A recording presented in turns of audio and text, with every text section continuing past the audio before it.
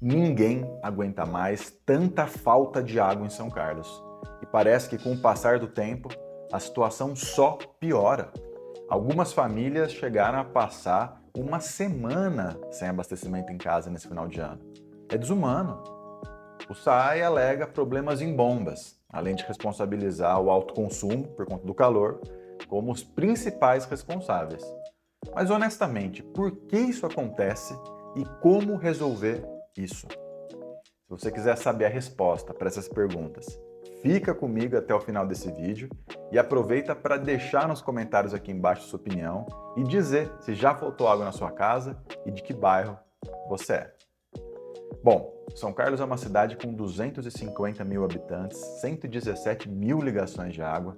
Claro que não é fácil implementar e administrar um sistema desse tamanho para tanta gente, mas São Carlos, que é uma cidade rica, uma região privilegiada do estado de São Paulo, com tanta gente qualificada, uma autarquia municipal importante que é o SAI, tem indicadores que estão abaixo da média nacional, como é o caso das perdas nas tubulações, algumas delas super antigas. Essa perda chega a quase 45% de água que é captada, tratada e distribuída, ou seja, tem um custo para fazer isso. Então a gente perde para vazamento na rede quase metade de toda a água tratada.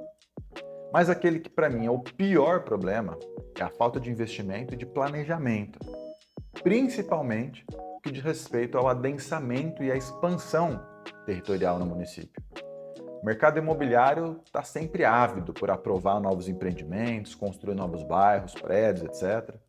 Inclusive, recentemente, com a pressão da Proab sobre os conselhos e a Câmara Municipal, foi autorizada a utilização de áreas públicas para a construção de moradias, algumas dessas áreas sem condições de infraestrutura, para receber centenas de novas famílias para residir no local. É a receita da tragédia. Inclusive, eu alertei os meus colegas sobre a irresponsabilidade de aprovar isso, votei contra, mas infelizmente, muitas vezes, outros interesses falam mais alto. Quando o SAI aponta também o problema do aumento de consumo, ele atesta a própria incompetência em fazer o planejamento hídrico das regiões. O que ele está dizendo é que não se organizou para armazenar água suficiente, inclusive ter uma reserva de contingência, que é algo padrão, para atender aquela demanda e organizar uma logística nas épocas de pico, por exemplo, no verão. Ou será que é surpresa para alguém que no verão faz calor e aumenta o consumo? E aí ainda tem outra questão, que é a falta de investimento. O orçamento do SAI aumentou de 174 para 264 milhões para 2024, 90 milhões a mais. Porém, ele incorporou algumas funções que eram da Secretaria de Serviços Públicos, cujo antigo secretário virou presidente do SAI, e na prática não houve um aumento real de investimento nas atividades originais da autarquia. E quando eles alegam que bombas queimaram e por isso faltou água, por que não existe um sistema de bombas reservas e uma equipe para substituir? Ou será que é novidade para alguém que acontece frequentemente de bombas queimarem? Ou seja, são fenômenos e situações previsíveis para as quais o SAI não se prepara. E quem paga a conta da irresponsabilidade e falta de planejamento é, para variar, a população. Então, algumas soluções possíveis são: garantir investimento real para a substituição da tubulação antiga e reduzir as perdas, contratar mais gente, valorizar os servidores públicos da autarquia, e São Carlos tem recurso para isso, porque está longe de atingir o limite de despesa com pessoal previsto na Lei de Responsabilidade Fiscal, construir novos reservatórios nas regiões mais críticas, como por exemplo Grande Santa Felícia, comprar e armazenar equipamentos reserva para agilizar substituições quando necessário, implementar políticas públicas de reuso e armazenamento de água de chuva, o que ajuda também a combater as enchentes, problema grave de São Carlos.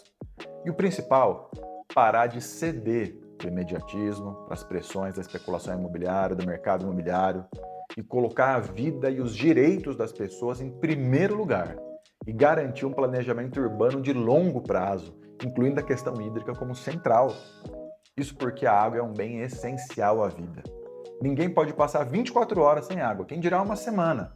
É dever do poder público, no nosso caso do município, garantir esse fornecimento constante.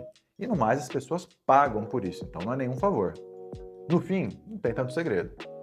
Se a prefeitura, ao invés de gastar 46 milhões de reais em recap, 25 milhões em subsídio para transporte público para uma empresa péssima, 5 milhões com aumento de salário de prefeito, vice, secretários, entre tantas outras coisas não prioritárias, seria possível investir naquilo que de fato importa, como, por exemplo, garantir o abastecimento de água para a população. Então, além de fiscalizar, cobrar e exigir os nossos direitos, ano que vem tem eleição municipal.